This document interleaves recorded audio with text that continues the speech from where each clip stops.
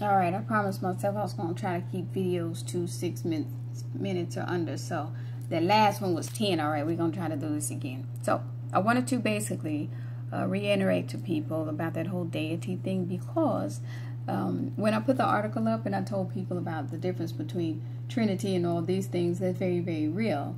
The one thing that's so important, this is where I taught my oldest son a long time ago, even though he had the mindset to say, oh, I've heard and I've talked to people, they get so fascinated with that third eye that they start dabbling in drugs to basically, quote unquote, elevate their consciousness.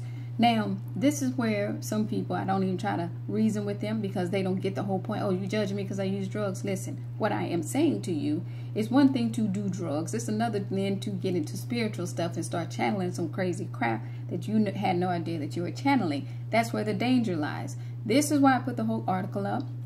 If people saw why I did that, it's because that pagan site, right, was like, yo, you better be careful what kind of deities you are devoting yourself to.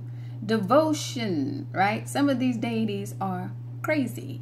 Even when you read the Bible, you can see where it talks about certain deities being batshit crazy. That's very real. So think of it kind of like a jealous husband, man or woman, however you want to say it. When you say you dedicated yourself, you devoted yourself to that deity, you got issues, because some of the deities, that's very serious business. The one thing about Trinity, it doesn't require that kind of devotion to where God gonna kill you if you don't do certain things. This is where you can kind of look at God being a little bit more of a democratic type person.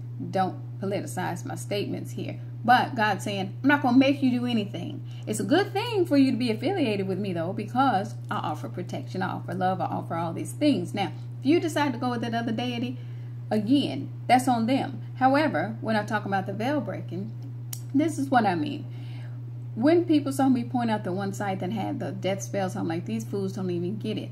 They are using, understand something, the angel of death to fulfill that. Now, the problem is there's death angels that work for Lucifer too.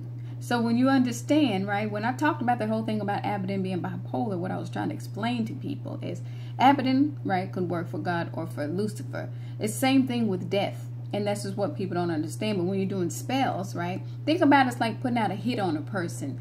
But you owe, because here's what happens. You have to use layman terms with people so they get it. You know, some people put a hit out on a person. They say, we're going to pay this person X amount of money to go kill this person. Now, think about if you did not pay the person, they go do the hit. You really didn't have that money to pay that person that murdered this person for you or put the hit on the person. You now owe, okay. So imagine angel of death saying, now I did this for you. What you going to do for me? Well, guess what? You can't pay. That's what I said. Abaddon don't take money. So people that dabble in stuff, they don't even get it. And I'm just looking at them going, Lord, you don't even understand what you basically created. That's where I need to explain to people. The difference with the whole numerology thing and all that, some people who study numerology also know damn well they started channeling some crazy stuff. That's usually what happens. That's the whole curiosity of human nature. They don't know when to stop. So when I talk about Trinity, I don't even always affiliate that just with Christianity. The whole point is the deity Trinity. Some people got it very clearly. I love seeing people come in saying, you know what? Yes, a lot of the prophets, right? They did it. They started messing with other deities, right? Channeling them and pulling them in. Understand me hearing the voice. That's because they're into that Greek, quote unquote, stuff. Very, very real. That's where you have the whole Illuminati thing. Now I wanted to break it down to people. You cannot assume just because somebody puts a triangle somewhere that they're into Illuminati. Because triangle also represents, right, Holy Trinity, mind, body, spirit. Illuminati is the association with the whole Greek thing.